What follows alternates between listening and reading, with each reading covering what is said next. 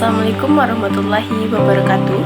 Perkenalkan, saya Nadia Fitri Muslimah dengan NPM 221186206155 dengan mata kuliah Evaluasi Pembelajaran dari kelas reguler 4E. Langsung saja ke pertanyaan pertama. Tes adalah suatu metode yang mana bisa digunakan untuk dapat mengukur sebuah pengetahuan, kemampuan, keterampilan, atau mengukur sebuah karakteristik yang mana dari seseorang dalam berbagai bidang.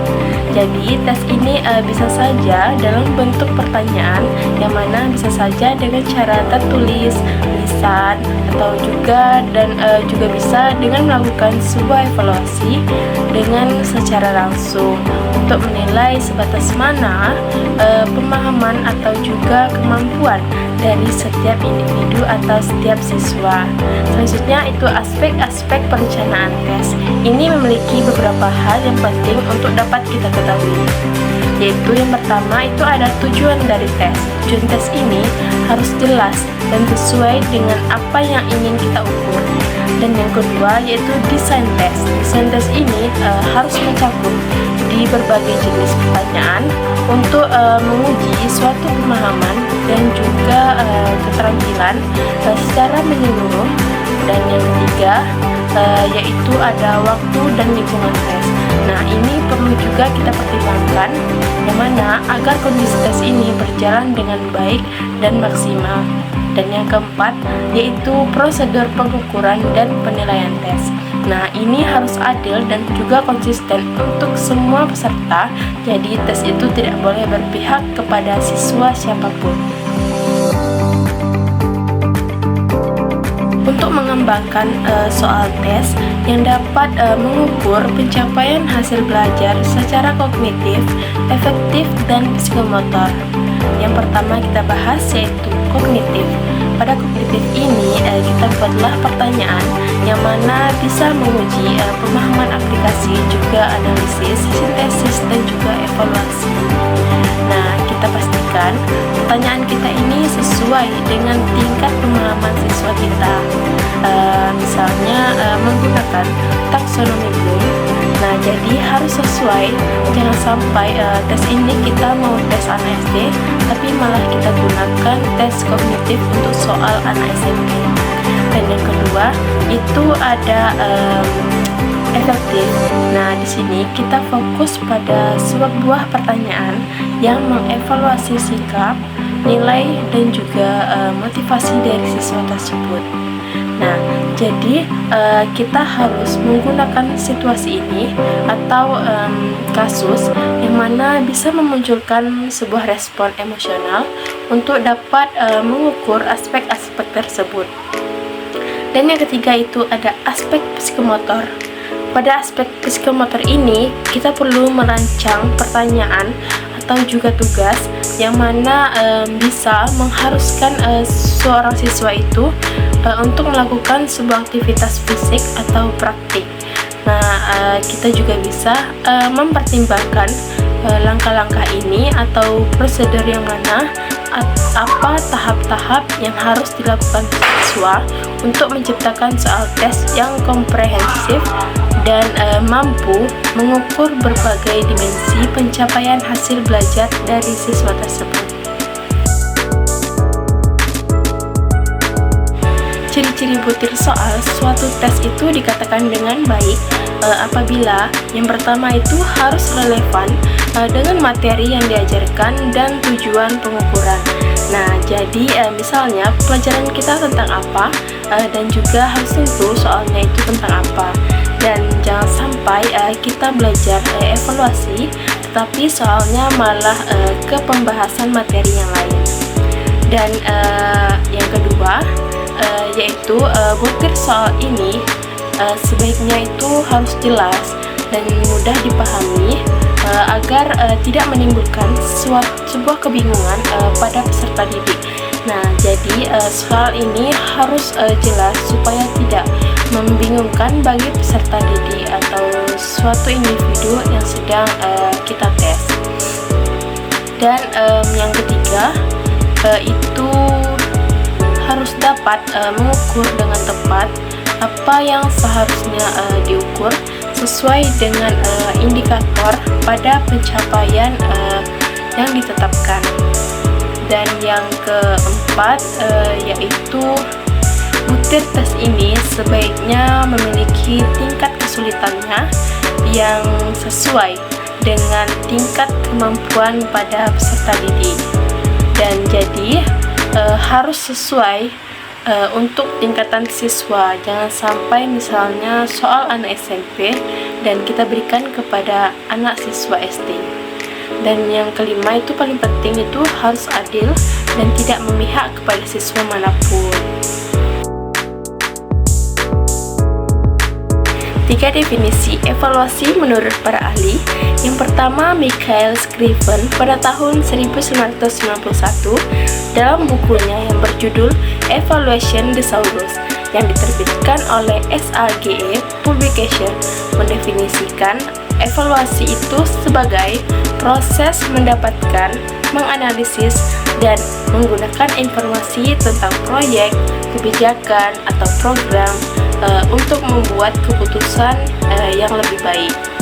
Yang kedua, itu ada Daniel L. Staffelbein pada tahun 2003 dalam bukunya yang berjudul The CIPP Model for Evaluation, How to Evaluate for Improvement and Accountability yang diterbitkan oleh Guilford Press mendefinisikan evaluasi itu sebagai proses pengumpulan, analisis, dan interpretasi data untuk mengevaluasi keberhasilan suatu program atau kebijakan serta memberikan rekomendasi untuk perbaikan.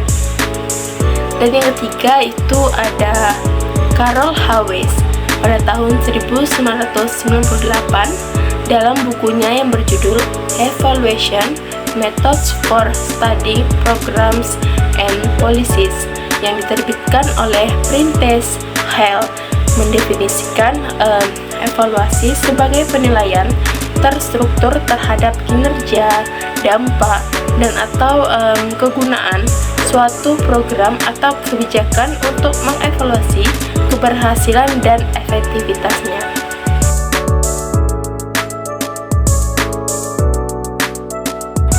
Kita lanjutkan ke soal nomor 5, yaitu tentukan hasil uji validitas butir soal atau tes berikut. Ini terdapat tabel. Yang kita ketahui yaitu pada tabel itu ada responden. Nah, di responden ini kita memiliki jumlahnya 15. Dan ada juga nomor butir soal, yaitu soal 1, 2, 3, 4, 5, 6, 7, 8, 9, 10. Sebelum mencari nilai P pada tiap butir soal, kita ketahui dulu X1 dan X kuadratnya. Bagaimana cara menentukan X1 dan X kuadrat? Itu kita ketahui responden 1 itu menjawab soal dengan benar dengan jumlah 7. Buktinya 1, 2, 3, 4, 5, 6, 7. Maka responden 1 itu menjawab soal dengan skor 7. Nah, untuk mencari X kuadratnya ini kita ketahui dari 7 ini. Maka hasil 49 ini yaitu dari hasil 7 kuadrat.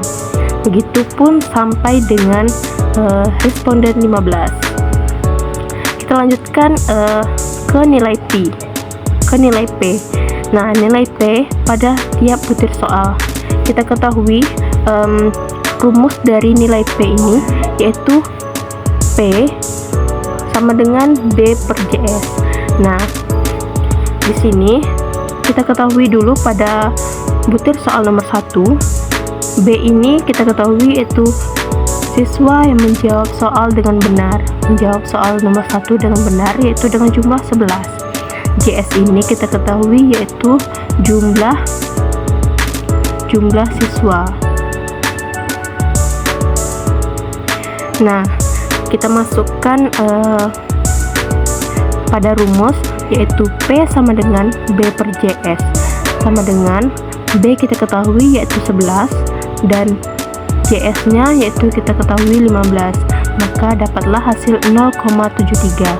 Dan mencari nilai Q yaitu dengan rumus 1 dikurang P, yaitu 1 dikurang P yang kita dapatkan yaitu tadi 0,73, maka 1 dikurang 0,73 hasilnya 0,27. Selanjutnya yaitu menentukan MP setiap butir soal dengan cara hitung dari skor total yang dijawab dengan benar. Kita ketahui rumus dari MP ini adalah skor total dari setiap siswa dibagi dengan siswa yang menjawab dengan benar.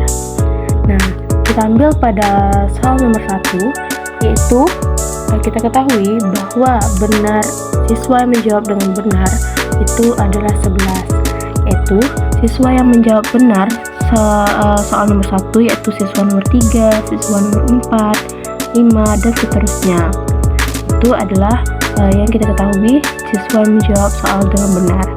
Nah, cara mencari tahu skor total ini yaitu misalnya siswa menjawab dengan benar pada soal nomor 1 adalah soal siswa nomor 3.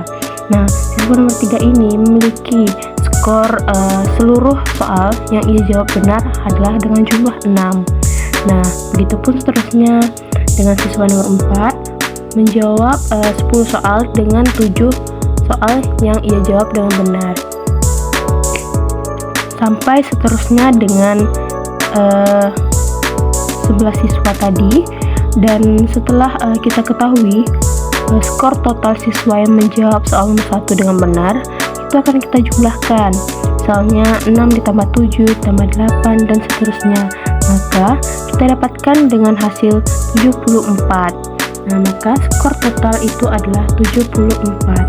Nah, maka kita masukkan kepada rumus yaitu MP1. 1 ini adalah soal butir nomor 1. Nah, kita masukkan ke rumus MP1 sama dengan skor total setiap siswa itu seluruhnya yaitu 74 dibagi dengan siswa yang menjawab dengan benar yaitu 11. Nah, kita masukkan di sini 11.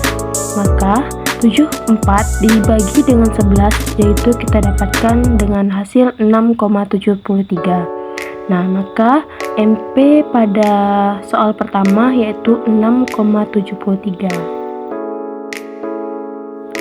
Kita lanjutkan dengan menghitung SDT. Dengan rumus SDT sama dengan akar dari sigma X kuadrat dibagi dengan N sama dengan sigma X1 dibagi dengan N kuadrat. Sebelumnya kita ketahui dulu pada soal butir 1 yaitu X1 kita ketahui yaitu 101. Nah, 101 ini dapatnya adalah jumlah skor total dari seluruh siswa tadi, dan X2 ini adalah 689 yaitu jumlah skor total yang telah kita kuadratkan dari skor total yang X1. Nah, kita ketahui juga jumlah siswa ada 15 dan kita rumuskan dengan N.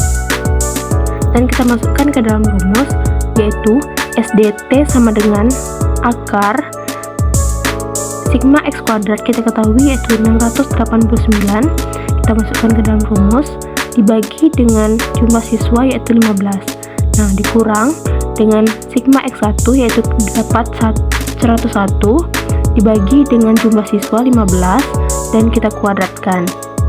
Dapatlah hasil dari 689 dibagi 15 itu hasilnya 45,94. Kita kurang dengan 101 dibagi 15 yaitu dapatlah hasil 6,73.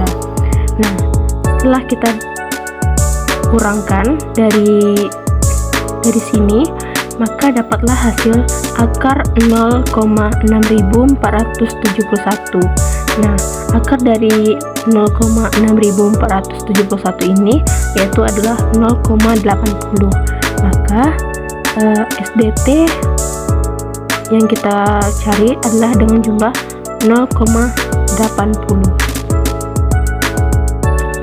Kita lanjutkan soal berikutnya yaitu menghitung uji validitas dengan rumus RPBIS akar dari MP dikurang M1 per SDT dikurang dengan P per Q.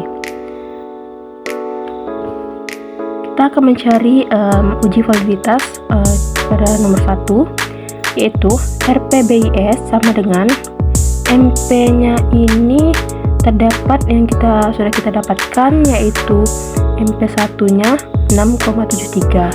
Maka MP-nya kita masukkan 6,73 dikurang dengan MP-nya juga sama M1-nya, yaitu 6,73 dibagi dengan 0,80. Ini adalah SDT.